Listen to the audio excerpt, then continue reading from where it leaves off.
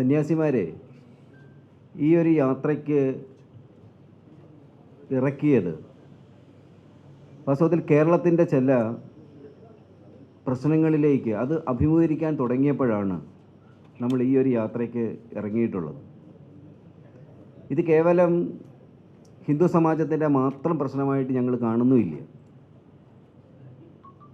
കാരണം പൊതുസമൂഹത്തെ കൂടി ബാധിക്കുന്ന ചില സംഗതികൾ അത് ഹിന്ദു സമാജവും അനുഭവിക്കുന്നുണ്ട്.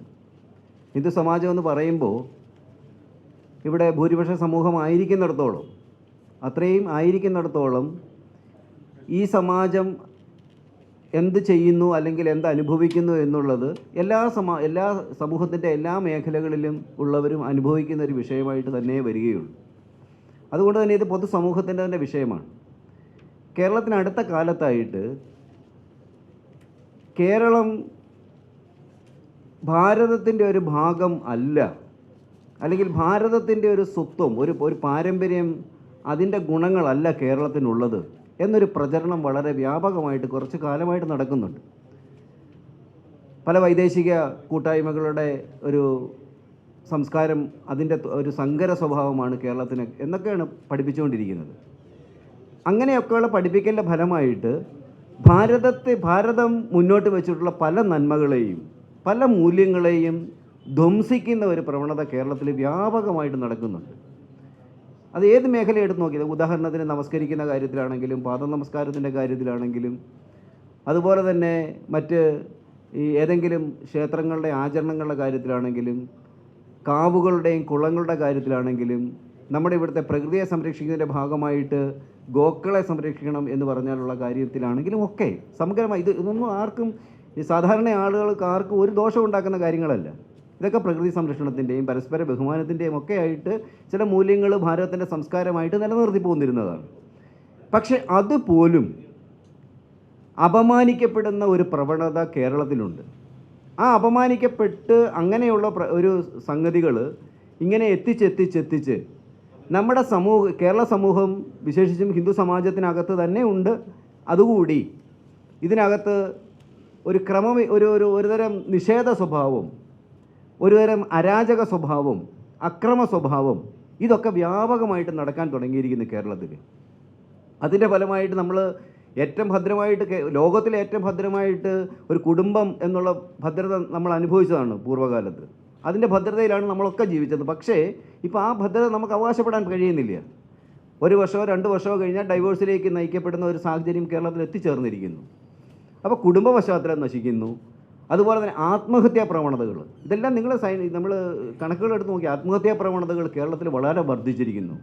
ടെൻഷൻ, ഹൈപ്പർ ടെൻഷൻ തുടങ്ങിയ ഏറ്റവും കൂടുതൽ രോഗികൾ, ഏറ്റവും കൂടുതൽ ഹൃദ്രോഗികൾ, ഏറ്റവും കൂടുതൽ പ്രമേഹ രോഗികൾ, ഇതെല്ലാം വ്യാപിച്ച് കാണുന്നത് കേരളത്തിലാണ്. ഇതെല്ലാം ഈ ഒരു ക്രമബദ്ധത വിട്ടുപോയപ്പോഴാണ് ഇങ്ങനെയുള്ള പ്രശ്നങ്ങളിലേക്ക് കേരളീയ സമാജം, ഹിന്ദു സമാജം മാത്രമെന്നല്ല പറയുന്നത്, കേരളീയ സമാജം തന്നെ അങ്ങനെയുള്ള പ്രശ്നങ്ങളിലേക്കൊക്കെ എത്തിച്ചിട്ടുണ്ട്. കാരണം ഈ അരാജകത്വവും നിഷേധ സ്വഭാവമൊക്കെ വന്നു കഴിഞ്ഞാൽ സ്വാഭാവികമായിട്ട് ഹൈപ്പർ ടെൻഷനിലേക്ക് നമ്മളെ നയിക്കും. നമ്മളെല്ലാവരെയും നിഷേധിക്കാൻ തുടങ്ങും, അവിടെ ക്വസ്റ്റ്യനിങ് തുടങ്ങും, നിഷേധം തുടങ്ങും. അങ്ങനെയൊക്കെ വരുമ്പോഴാണ് ഈ പറയുന്ന ഹൈപ്പർ ടെൻഷൻ തുടങ്ങിയ പ്രശ്നങ്ങളിലേക്ക് എത്തുന്നത്. അത് നമ്മളെ രോഗങ്ങളിലേക്ക് നയിക്കും. ഈ രോഗാവസ്ഥകളൊക്കെ കൂടെ എത്തിച്ചിട്ട് നമ്മൾ ടെൻഷനൊക്കെ കൂടിയിട്ട് നമ്മൾ വ്യാപകമായ രീതിയിൽ ലഹരി ഉപയോഗത്തിലേക്കൊക്കെ കടന്നിരിക്കുന്നു. പ്രത്യേകിച്ച് വിശേഷിച്ചും യുവത്വത്തിനിടയ്ക്ക് രാസലഹരികൾ ഉപയോഗിക്കുന്ന പ്രവണത വല്ലാതെ വർദ്ധിച്ചിട്ടുണ്ട്. അപ്പോൾ ഇതൊക്കെ കൂടെ, അപ്പം അതുകൊണ്ടാണ് പറഞ്ഞത് ഇത് കേവലം ഹിന്ദു സമാജത്തെ മാത്രം ബാധിച്ചിട്ടുള്ള വിഷയങ്ങളല്ല ഞങ്ങൾ അഭിമുഖീകരിക്കുന്നത്. എല്ലാവരെയും ബാധിക്കുന്ന വിഷയമാണത്. പക്ഷേ ഞങ്ങൾ അഭിസംബോധന ചെയ്യുന്നത് ഹിന്ദു സമാജത്തോടാണെന്ന് മാത്രമേ ഉള്ളൂ. അഭിസംബോധന ചെയ്യുന്നത് ഹിന്ദു സമാജത്തോടാണ്. കാരണം ഈ സമാജത്തിനകത്ത് ഭദ്രത ഉണ്ടാകുക, അത് ഭൂരിപക്ഷ സമൂഹമായതുകൊണ്ട് അതിൻ്റെ ഒരു തുടർച്ച പൊതുസമൂഹത്തിലേക്കും വ്യാപിക്കണം എന്നതാണ് ഞങ്ങളുടെ പ്രതീക്ഷ. അങ്ങനെ നമ്മുടെ ഈ കേരളത്തിൻ്റെ സ്വഭാവം, നഷ്ടപ്പെട്ടു പോയ ഈ മൂല്യങ്ങൾ, അതുപോലെ തന്നെ അതിൻ്റെ തുടർച്ചയായിട്ട് ഈ ആചരണങ്ങളുടെയും മൂല്യങ്ങളുടെയും ഭാഗമായിട്ടാണ് നമ്മുടെ കാർഷിക സംസ്കൃതി ഇവിടെ നിലനിന്നിരുന്നത്. കാർഷിക സംസ്കൃതിയിൽ ആ തനതും പാരമ്പര്യ മൂല്യങ്ങളെല്ലാം നിലനിർത്തിയിരുന്നു. കൃഷി ഇറക്കുമ്പോൾ, വിളവെടുക്കുമ്പോൾ, ഇതെല്ലാം വെച്ചിട്ട്. അപ്പോൾ അതെല്ലാം നശിക്കപ്പെട്ടു. അത് നശിക്കപ്പെട്ടതിൻ്റെ ഭാഗമായിട്ട് കൃഷി ഇപ്പോൾ ഇല്ലാതെയായി. കേരളത്തിൻ്റെ കാർഷിക സംസ്കൃതി നഷ്ടപ്പെട്ടു. വാണിജ്യ മേഖലയിൽ വിശേഷിച്ചും ഹിന്ദു സമാജം വാണിജ്യ മേഖലയിൽ ഒരുപാട് പുറകോട്ട് തള്ളപ്പെട്ട ഒരു സാഹചര്യം എത്തിയിട്ടുണ്ട്. പല വൈദേശിക ശക്തികളൊക്കെ ഇവിടുത്തെ കേരളത്തിൻ്റെ സാമ്പത്തിക വ്യാവസായിക മേഖലകളൊക്കെ കൈയടക്കുന്ന ഒരു സാഹചര്യത്തിലേക്കൊക്കെ എത്തിയിട്ടുണ്ട്. അപ്പോൾ ഇതൊക്കെ വരുമ്പോൾ ഈ തദ്ദേശീയരായിട്ടുള്ള മലയാളികൾക്ക്, വിശേഷിച്ചും ഇവിടുത്തെ ഭൂരിപക്ഷ സമൂഹമായിരിക്കുന്ന ഹിന്ദു സമൂഹത്തിന് ഇവിടെ ജീവിക്കുക ദുസ്സഹമായിട്ട് ആയിത്തീരുന്ന ഒരു നിലയിലേക്കാണ് എത്തിച്ചിരിക്കുന്നത്. അപ്പോൾ അത് സമാജത്തെ ഞങ്ങൾക്ക് ബോധിപ്പിച്ചാൽ മതിയാകും. ആ സമാജത്തെ ബോധിപ്പിക്കുന്നതിന് വേണ്ടിയിട്ടാണ് ഇങ്ങനെയുള്ള അപകടങ്ങളിൽ ചെന്ന് ചാടാതെ നമ്മുടെ സമൂഹത്തിനകത്ത് ജാഗ്രത ഉണ്ടാവണം. ആ ജാഗ്രത നമുക്ക് എല്ലാവർക്കും നന്മയായിട്ട് നമുക്ക് കൊടുക്കാൻ കഴിയണം, പൊതുസമൂഹത്തിന് കൂടി നന്മയായിട്ട് നമുക്ക് കൊടുക്കാൻ കഴിയണം എന്ന ഉത്തരവാദിത്വത്തിൽ നിന്നാണ്. സന്യാസിമാരല്ലാതെ വെറുതെ ഇറങ്ങേണ്ട കാര്യമില്ല. ഞങ്ങൾക്ക് ആശ്രമങ്ങളിൽ എന്തെങ്കിലും പഠിക്കുകയോ എന്തെങ്കിലും മന്നം ചെയ്യുകയോ ചെയ്തിരുന്നാൽ മതി. പക്ഷേ അവിടെ നിന്നാണ് ഈ മുഴുവൻ സമൂഹത്തോടുള്ള ഒരു ബാധ്യത നിറവേറ്റുന്നതിന് ഭാഗമായിട്ട് തന്നെയാണ് ഞങ്ങളിപ്പോൾ ഈ യാത്രയുമായിട്ട് ഇത്രയും ത്യാഗനിർഭരമായിട്ട് വളരെ പ്രായമുള്ള സന്യാസിമാരൊക്കെ ഉണ്ട്, എല്ലാവരും ഇറങ്ങിയിട്ടുള്ളത്. പക്ഷേ അത് ഞങ്ങൾക്ക് ഒരു വലിയ വിഷമമുണ്ടായി. ഇത്രയും സങ്കല്പത്തോടു കൂടിയാണ് ഇറങ്ങിയിട്ടുള്ളത്. ഞങ്ങൾ എല്ലാവരെയും അറിയിക്കണമെന്ന രീതിയിൽ വലിയൊരു മൈതാനമാണ് ഇവിടെ ബുക്ക് ചെയ്തിരുന്നത്. പക്ഷേ അത് അവസാന സമയത്ത് അത് മാറ്റിക്കളഞ്ഞു. പുത്തരിക്കണ്ടം മൈതാനത്താണ് വെച്ചിരുന്നത്. പുത്തരിക്കണ്ടം മൈതാനത്ത് വെച്ചത് അവസാനത്തെ നിമിഷം, ഇപ്പോൾ 2-3 ദിവസം മുമ്പാണ് അത് പറയുന്നത്, അത് ഞങ്ങൾക്ക് വേറെ കൊടുക്കണം. അവസാന സമയത്ത് ഞങ്ങൾക്ക് അതിൻ്റെ ബുദ്ധിമുട്ട് അനുഭവിക്കേണ്ടതായിട്ട് വന്നു. പിന്നെ ഗാന്ധി പാർക്കിലാണ് ഇപ്പോൾ ചെയ്യും. അപ്പോൾ നമ്മുടെ ഇത് ഏത് വിഭാഗത്തിൽ നിന്നാണോ ഇങ്ങനെയുള്ള ധ്വംസനങ്ങളൊക്കെ നടക്കുന്നത് എന്നേ കരുതാൻ പറ്റുള്ളൂ. ഏത് വിഭാഗത്തിൽ നിന്നാണോ ഈ പറയുന്ന സനാതന മൂല്യങ്ങൾ അല്ലെങ്കിൽ ഹൈന്ദവധർമ്മം, പാരമ്പര്യം, കേരളത്തിൻ്റെ സ്വത്വം, നന്മകൾ, ധാർമ്മികത തുടങ്ങിയതിനെയൊക്കെ എതിർത്തുകൊണ്ടിരിക്കുന്നത്, എന്നിട്ട് വ്യാപകമായിട്ട് ഭാഷയിലും സാഹിത്യത്തിലും ഒക്കെ മാറ്റങ്ങളായിപ്പോയി. നമ്മുടെ ഭാഷ പഴയ ശുദ്ധഭാഷയൊന്നും നമുക്കിപ്പോൾ അനുഭവിക്കാൻ പറ്റുന്നില്ല. ആ ശുദ്ധഭാഷയൊക്കെ മാറ്റിയിട്ട് അശ്ലീലവും അസഭ്യവും ഒക്കെ നിറഞ്ഞ ഭാഷയിലേക്ക് എത്തി. പല വാക്കുകളും നമ്മുടെ ആ ശുദ്ധത മുഴുവൻ പോയി, അതിൻ്റെ ശുദ്ധരൂപമൊക്കെ പോയി, പ്രാഗ്രൂപം നഷ്ടപ്പെട്ടു പോയി. അപ്പോൾ ഇതെല്ലാം മാറ്റിക്കൊണ്ട് എങ്ങനെ കേരളത്തെ നമുക്ക് എത്തിക്കാൻ പറ്റും, അതിനുള്ള ഉദ്ദേശത്തോടു കൂടി ചെയ്തത്. അപ്പോൾ ഇതൊക്കെ അങ്ങനെ ആക്കി തീർക്കാൻ ശ്രമിക്കുന്നവരാണ് അപ്പോൾ ഇത് എതിർത്തെന്ന് നമുക്ക് കരുതാൻ പറ്റുള്ളൂ. പുത്തരിക്കണ്ടം മൈതാനത്ത് ഇവിടെ നടക്കാൻ പാടില്ല എന്ന രീതിയിൽ അത് മാറ്റിയത് ഇങ്ങനെയൊക്കെ കേരളത്തെ മാറ്റിമറിക്കാൻ ശ്രമിക്കുന്നു എന്ന് പറയുന്ന ഏതെങ്കിലും ഭാഗത്തു നിന്നാണ് ഞാൻ കഴിയാൻ. അത് വളരെ ഖേദമുണ്ടാക്കിയ കാര്യമാണ്. ഏതായാലും അതിനീ പറഞ്ഞിട്ട് കാര്യമില്ല. പക്ഷേ ഞങ്ങളുടെ ആ ഒരു വിഷമം കൊണ്ട് പറഞ്ഞതാണ്. ഗാന്ധി പാർക്കിലാണ് ഈ പരിപാടി വൈകുന്നേരം 5 മണിക്ക് നടക്കുന്നത്. മുതിർന്ന സന്യാസിമാരെല്ലാം, കേരളത്തിലെ എല്ലാ പരമ്പരകളിലെയും മുതിർന്ന സന്യാസിമാരെല്ലാം ഇവിടെ പങ്കെടുക്കുന്നുണ്ട്. ചിന്മയ മിഷൻ്റെ അധ്യക്ഷനുണ്ട്, ശിവഗിരി മഠത്തിൻ്റെ അധ്യക്ഷൻ സച്ചിദാനന്ദ സ്വാമിജിയുണ്ട്, അതുപോലെ തന്നെ ശ്രീരാമദാസ മിഷൻ്റെ അധ്യക്ഷൻ ശക്തി ശാന്താനന്ദ മഹർഷിയുണ്ട്, രാമകൃഷ്ണ മിഷൻ്റെ അധ്യക്ഷൻ ഇവിടെ വരുന്നുണ്ട്. അങ്ങനെ എല്ലാ മഠങ്ങളുടെയും തീർത്ഥപാദ ആശ്രമത്തിൻ്റെ മുഴുവൻ അധ്യക്ഷൻ ഇവിടെ നമ്മുടെ യോഗത്തിൽ വരുന്നുണ്ട്. രാമാനന്ദ പ്രസ്ഥാനങ്ങളുടെ മുഴുവൻ അധ്യക്ഷൻ ഡോക്ടർ ധർമാനന്ദ സ്വാമിജി ഇവിടെ ഉണ്ട്. അതുപോലെ തന്നെ സമ്പോധ് ഫൗണ്ടേഷൻ്റെ കേരള അധ്യക്ഷൻ അധ്യാത്മാനന്ദ സ്വാമിജി ഇവിടെയുണ്ട്. അങ്ങനെ എല്ലാവരും അമൃതാനന്ദമയ മഠത്തിൻ്റെ സന്യാസിമാർ അവിടുന്ന് കൂടുതലായിട്ടും അമൃത മഠത്തിൽ നിന്ന് ബ്രഹ്മചാരിണികളും സീനിയറായിട്ടുള്ള സന്യാസിമാരും, വിശേഷിച്ച് ഇവിടെ തിരുവനന്തപുരത്തുള്ള ശിവാമൃതാനന്ദ സ്വാമിജി ഒക്കെ എല്ലാവരും ചേർന്നുകൊണ്ടാണ്. എല്ലാവരും ഈ പറയുന്ന ഇന്ന് വൈകുന്നേരം നടക്കുന്ന സമ്മേളനത്തിൽ ഉണ്ടാവും.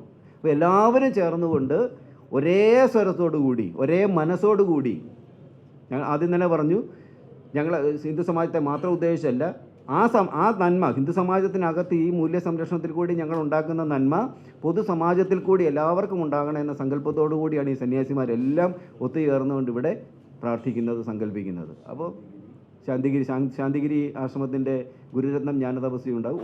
ഒരു പ്രസ്ഥാനങ്ങൾ മാറിയല്ലോ, എല്ലാ മഠങ്ങളും നമ്മുടെ ഇതിനകത്ത് പങ്കെടുക്കുന്നുണ്ട്. അപ്പോൾ ഇത് കേവലം നമ്മുടെ ഈ തിരുവനന്തപുരം ജില്ലയുടെ മാത്രം ഒരു ഇതായിട്ടല്ല അവതരിപ്പിക്കുന്നത്, സംസ്ഥാനത്തിൽ മുഴുവനായിട്ട് നടക്കുന്നത്. അതുകൊണ്ട് തന്നെ സംസ്ഥാന തലത്തിലുള്ള വാർത്തയായിട്ടാണ് ഇത് എത്തിക്കേണ്ടത്. അത് പ്രത്യേകം ഒന്ന് ഓർമ്മിപ്പിക്കുകയാണ്. സംസ്ഥാന തലത്തിലുള്ള വാർത്തയായിട്ട് തന്നെ ഇത് എടുക്കണം നാളത്തേക്ക്. അപ്പോൾ അതിലേക്ക് കൂടി എല്ലാവരും ശ്രദ്ധ വേണം. നമ്മൾ ഇത് യാത്ര തുടങ്ങിയത് തന്നെ കുദ്രോളി ഗോകർണനാഥേശ്വര ക്ഷേത്രത്തിൽ നിന്നാണ്. ഗോകർണനാഥേശ്വര ക്ഷേത്രം എന്ന് പറയുന്നത് മംഗലാപുരത്ത് നമ്മുടെ നാരായണ ഗുരുദേവൻ, കേരളത്തിൽ നമ്മുടെ ആചാര്യനായിരുന്ന നാരായണ ഗുരുദേവൻ സ്ഥാപിച്ച ക്ഷേത്രമാണ്. ആ ക്ഷേത്രത്തിൽ നിന്നാണ് ദീപം ഏറ്റുവാങ്ങിയത്. ആ ഏറ്റുവാങ്ങിയ ദീപം അതുപോലെ തന്നെ അവിടെ ഗുരുസങ്കല്പത്തിൽ പാരമ്പര്യത്തെ നമ്മൾ എടുക്കുന്നതിന് ആ ഗുരുസങ്കല്പത്തിലുള്ള ഒരു പാതകവും കൂടി നമ്മൾ അവിടെ നിന്ന് ഏറ്റുവാങ്ങിയിട്ടുണ്ട്. ഇത് രണ്ടും ഏറ്റുകൊണ്ടാണ് ഞങ്ങൾ യാത്രയും തുടങ്ങിയിരിക്കുന്നത്. 7-ാം തീയതി മുതൽ കാസർഗോഡ് നിന്ന് ആരംഭിച്ചു. അങ്ങനെ ഓരോ ജില്ലകളും കടന്ന് ഇന്ന് തിരുവനന്തപുരത്ത് എത്തി സമാപനമാകുകയാണ്. അപ്പോൾ എല്ലാവരും അതിൽ പങ്കെടുക്കണം.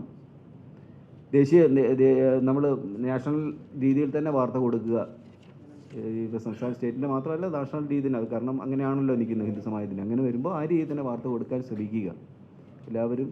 എല്ലാവരോട് എത്തണമെന്ന് കൂടി ഞങ്ങളുടെ സങ്കല്പം അങ്ങനെയാണ് ഇരിക്കുന്നത്. എല്ലാ മാധ്യമപ്രവർത്തകർക്കും അങ്ങോട്ട് സ്വാഗതവും കൂടി പറയുകയാണ്. എന്തെങ്കിലും ചോദിക്കാനുണ്ടെങ്കിൽ നിങ്ങൾക്ക് ചോദിക്കാം.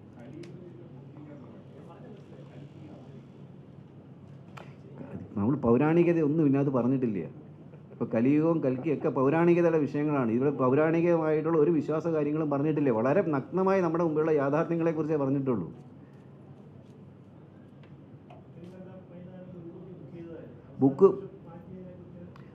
ബുക്ക് ചെയ്തു, നമ്മൾ പണം അടച്ചു, രസീതും കിട്ടി. അവസാന നിമിഷം പറഞ്ഞു അവിടെ കായികമേള, സ്കൂൾ കുട്ടികളുടെ കായികമേളയ്ക്ക്. പക്ഷേ ഒരു ദിവസം നമുക്ക് ഈ ഇത്ര മണിക്കൂറേ ഉള്ളൂ, അത് തരാവുന്നതാണ്. പക്ഷേ അത് അവസാന നിമിഷം മാറ്റിക്കളഞ്ഞു. അതൊരിക്കലും ഒരു സഭ്യമായ ഒരു മുതിർന്ന നല്ലൊരു പ്രദേശത്തിന് ചേർന്ന സാധനമല്ല. നമുക്കറിയില്ല. ഇത് ഞങ്ങൾ പെട്ടെന്ന് തുടങ്ങിയ ഒരു പദ്ധതിയല്ല.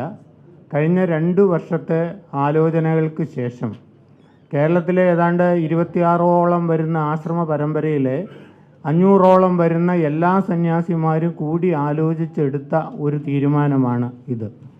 അതിൻ്റെ അടിസ്ഥാനത്തിൽ ഓരോ ജില്ല തോറും ഞങ്ങൾ ജില്ലാ, താലൂക്ക്, പഞ്ചായത്ത് അടിസ്ഥാനത്തിൽ ക്ഷേത്രങ്ങളെയും ആശ്രമങ്ങളെയും സമാജങ്ങളെയും കേന്ദ്രീകരിച്ചുകൊണ്ട് ധാരാളം സെമിനാറുകളും ചർച്ചകളും മീറ്റിങ്ങുകളും സമ്മേളനങ്ങളും ഞങ്ങൾ നടത്തുകയുണ്ടായി. അതിൻ്റെ അവസാനമായിട്ട് ആണ് ഓരോ ജില്ലയിൽ ഒരു ദിവസം എന്നുള്ള രീതിയിൽ രാവിലെ 10 മണി മുതൽ 1 മണി വരെ പ്രതിനിധി സമ്മേളനം, സമൂഹത്തിലെ എല്ലാ വിഭാഗത്തിലും നേതൃത്വം കൊടുക്കുന്നവരെ വിളിച്ചുകൊണ്ടുള്ള നേതൃസമ്മേളനവും, ഉച്ച കഴിഞ്ഞ് 4 മണി മുതൽ 7 മണി വരെ പൊതുസമ്മേളനം നടത്തിയത്. ഈ നേതൃസമ്മേളനത്തിൽ ഓരോ ജില്ലയിലും ആയിരക്കണക്കിന് ആളുകൾ രാവിലെയും വൈകുന്നേരങ്ങളിൽ 4000, 5000, 8000 ആളുകളും പങ്കെടുക്കുകയും ചെയ്തു. അവിടെ നിന്നെല്ലാം ആളുകൾ ഞങ്ങളുടെ പ്രസംഗം മാത്രം കേൾക്കുകയല്ല, ഞങ്ങൾ ചോദ്യോത്തര രീതിയിലുള്ളതാണ്. ആയിരക്കണക്കിന് ചോദ്യങ്ങൾ, നിർദ്ദേശങ്ങളാണ് ഹിന്ദു സമൂഹത്തിനും സന്യാസിമാരും ഇന്നത് ചെയ്യണമെന്ന് പൊതുജനങ്ങളും പ്രതിനിധികളും എല്ലാം ഞങ്ങൾക്ക് എഴുതി തന്നത്. അതിൻ്റെ അടിസ്ഥാനത്തിലാണ് ഒരു ജില്ലയിൽ പോലും ഈ പരിപാടികൾക്ക് സ്ഥാനം മാറ്റുകയോ എടുക്കുകയോ ഒന്നും ചെയ്തില്ല.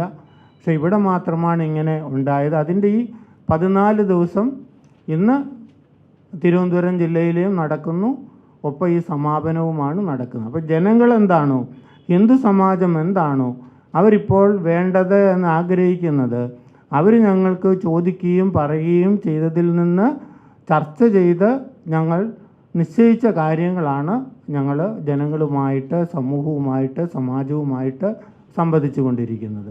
രക്ഷാധികാരിയായിട്ടുള്ളത് മാതാ അമൃതാനന്ദമി ദേവിയാണ് നമ്മുടെ സംസ്ഥാന തലത്തിലുള്ള പ്രോഗ്രാം. അതുപോലെ ഇതിൻ്റെ ഈ സ്വാഗത സംഘം രൂപീകരണം തിരുവനന്തപുരത്തായിരുന്നു. അതിൽ 1001 പേരുള്ള കമ്മിറ്റി, അതിൻ്റെ ചെയർമാൻ എന്ന് പറയുന്നത് പ്രശസ്ത എഴുത്തുകാരനാണ് സി രാധാകൃഷ്ണനാണ്. അങ്ങനെ എല്ലാവരെയും നമ്മൾ പ്രത്യേക ഒരു വിഭാഗീയത ഇല്ലാതെ തന്നെ എല്ലാവരും ചേർത്തുകൊണ്ടുള്ള ഒരു യാത്രയാണ് ധർമ്മസന്ദേശ യാത്ര എന്നുള്ളത്. യോഗത്തിൽ ചർച്ച ചെയ്യപ്പെടുന്നുണ്ട് പല വിഷയങ്ങളും. ഈ ദേവസ്വം ബോർഡ് തുടങ്ങിയ സംവിധാനങ്ങൾ ഇങ്ങനെ പ്രവർത്തിക്കുന്നതിലുള്ള വേദന ഹിന്ദു സമാജത്തിന് മുഴുവനുമുണ്ട്. ഹിന്ദു സമാജത്തിൻ്റെ കസ്റ്റോഡിയൻ എന്ന നിലയിലാണ് ദേവസ്വം ബോർഡിനെ ഏൽപ്പിച്ചിട്ടുള്ളത്. ദേവസ്വം ബോർഡ് ആ കാര്യങ്ങൾ ഹിന്ദു സമാജത്തിന് മനസ്സിന് വ്രണപ്പെടുത്താത്ത രീതി, വേദനിപ്പിക്കാത്ത രീതിയിലാണ് എല്ലാ കാര്യങ്ങളും ചെയ്യേണ്ടത്. പക്ഷേ ഹിന്ദു സമാജത്തെ എങ്ങനെയൊക്കെ വേദനിപ്പിക്കാമോ എന്നുള്ള കാര്യം കൂടുതൽ റിസർച്ച് ചെയ്യുന്ന രീതിയിലാണ് ഇപ്പോൾ തോന്നിപ്പോകുന്നത്. കാരണം അത് ഗവനിക്കുന്നതേ ഇല്ല. ഇപ്പം ഞങ്ങൾക്ക് ആർക്കും ഒരു റോളും ഇല്ല. ഹിന്ദു സമാജത്തിലുള്ളവർക്ക് ആർക്കും ഒരു റോളും ഇപ്പോൾ ക്ഷേത്രങ്ങളുടെ കാര്യത്തിലില്ല. ദേവസ്വം ബോർഡ് എന്തൊക്കെയോ കാര്യങ്ങൾ ചെയ്യുന്നതിനൊന്നും നമുക്ക് ആർക്കും തെറ്റില്ല. പക്ഷേ അത് ഈ പറയുന്ന മോഷണത്തിലേക്ക് വരെ എത്തുന്ന ഒരു സാഹചര്യം എന്ന് പറയുന്നത് നല്ലതല്ല. അത് ഭക്തർ ഈശ്വരന് സമർപ്പിക്കുന്ന പണമൊക്കെയാണ്. വിശേഷിച്ചും കേരളത്തിൽ ഭരിക്കുന്ന ഗവൺമെൻറ് എന്ന് പറയുന്നത് ഈശ്വരവിശ്വാസമൊന്നും ഇല്ലാത്തവരെന്നാണ് സ്വതവേ പറയുന്നത്. നാസ്തികരാണ്, ഞങ്ങൾ യുക്തിവാദികളാണെന്നൊക്കെ അവകാശപ്പെടുന്നവരാണ്. പക്ഷേ അങ്ങനെ അവകാശപ്പെടുന്നവരൊക്കെയാണ് ഇപ്പോൾ ഈ ഭരണത്തിലൊക്കെ വന്ന് കയറി ക്ഷേത്രത്തിൻ്റെ ഭരണത്തിലേക്കൊക്കെ കയറുകയും അതിൻ്റെ കമ്മിറ്റികളിൽ കയറുകയും പ്രസിഡൻ്റായിരിക്കുകയും ഒക്കെ ചെയ്തുകൊണ്ട് പല ക്ഷേത്രങ്ങളിലും ഇപ്പം സ്വർണ്ണമൊക്കെ നിക്ഷേപമൊക്കെ ഉണ്ടായിരുന്ന പല ക്ഷേത്രങ്ങളും സ്വർണ്ണമൊന്നും ഇല്ലെന്നൊക്കെയാണ് കേൾക്കുന്നത്. അതൊക്കെ ഇനി വെളിയിലേക്ക് വരും, നിശ്ചയമായിട്ട് അതൊക്കെ വെളിയിൽ വരും. അപ്പോൾ അങ്ങനെയുള്ള കാര്യങ്ങളിലൊക്കെ ജാഗ്രതപ്പെടുത്തുക എന്നുള്ളതും ഈ യാത്രയുടെ ഒരു ഉദ്ദേശമാണ്. നമ്മൾ ഈ വിഷയങ്ങളൊക്കെ പറയാറുണ്ട്. ശബരിമലയിലെ വിഷയം കൃത്യമായിട്ടും പല യോഗങ്ങളിൽ ചർച്ചയായിട്ടുണ്ട്. ഇന്നും ചർച്ച ചെയ്യപ്പെടും, ഇന്നും അത് പറയും, കൃത്യമായിട്ടും പറയും. ഇതിൽ പ്രതിഷേധമുണ്ട്. അവരത് കത്തുകളായിട്ട് ഓരോ യാത്ര ഓരോ സ്ഥലത്ത് ചെല്ലുമ്പോഴും ആയിരക്കണക്കിന് കത്തുകൾ, അവരുടെ അഭിപ്രായങ്ങൾ, നിർദ്ദേശങ്ങൾ, ഇതിൽ അവരുടെ ശക്തമായ പ്രതിഷേധം അവർ വെച്ചിട്ടുണ്ട്. ഞങ്ങളത് സൂക്ഷിച്ചു വെച്ചിരിക്കുന്നു. നമ്മുടെ ഈ ശാസ്താംകോട്ട ക്ഷേത്രത്തിലൊക്കെ ഒരു സ്വർണം പൂശിയ കൊടിമരം എത്രയോ കോടികൾ മുടക്കിയിട്ടുണ്ട് ഭക്തജനങ്ങളുടെ അവരുടെ സംഭാവനകൾ. പക്ഷേ ഒരു 3 മാസം പോലും നിന്നില്ല എന്നുള്ളതാണ്. നമുക്കറിയാമല്ലോ ശാസ്താംകോട്ട ക്ഷേത്രത്തിൽ, അയ്യപ്പ ക്ഷേത്രത്തിൽ നടന്നത്. അതിപ്പോൾ ആരോടെ നമ്മൾ ചോദിക്കണ്ടേ? അപ്പോൾ അതുപോലുള്ള കാര്യങ്ങൾ നടന്നുകൊണ്ടിരിക്കുന്നത് തീർച്ചയായിട്ടും. ഇതിൽ നിന്നൊക്കെ ഒരു മാറ്റം ഉണ്ടാകട്ടെ എന്ന സങ്കല്പത്തോടെയും പ്രാർത്ഥനയോടുകൂടിയാണ് പറഞ്ഞത്. അതെ, ഇത് അതുകൊണ്ട് തന്നെ ഞങ്ങൾ ഇതിനെ ഒരു സ്റ്റാർട്ടിങ്, ഒരു തുടക്കം എന്ന നിലയിലാണ് കാണുന്നത്. ഇനി നിരന്തരം സമാജത്തിനകത്ത് ഈ വക കാര്യങ്ങളിൽ ഇടപെട്ടുകൊണ്ട് തന്നെ പ്രവർത്തിക്കാൻ, ഇതിൻ്റെ തുടർച്ച കൃത്യമായിട്ട് ഉണ്ടാകുന്ന രീതിയിലാണ് പദ്ധതികൾ വിഭാവനം ചെയ്തിരിക്കുന്നത്. അതുകൊണ്ട് ഇനി ആശ്രമങ്ങളിൽ ഒതുങ്ങിയുള്ള ഒരു ജീവിത പദ്ധതിയിൽ നിന്ന് അതിനപ്പുറത്തേക്ക് സമാജത്തിനകത്തേക്ക് തുറന്നിറങ്ങുന്ന ഒരു സന്യാസി സമൂഹത്തെ ആയിരിക്കും കേരളം കാണുന്നത്. അങ്ങനെയാണ് നിശ്ചയിക്കപ്പെട്ടിട്ടുള്ളത്.